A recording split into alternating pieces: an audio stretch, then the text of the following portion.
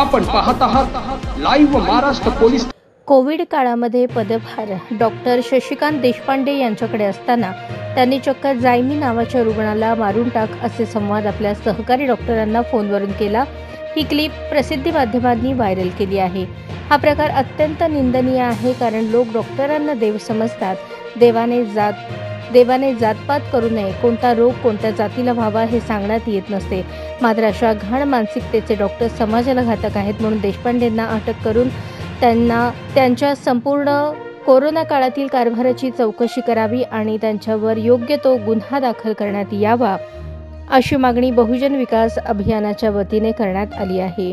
यावेळी अभियान प्रमुख संजय कुमार, मानसिंग पवार, शिवाजीराव दोनतुके, गोरख वाघमारे, सामाजिक कार्यकर्ते रवी पठाण, सुनील पाटील, गंगाधर शेवाळे आदी उपस्थित होते।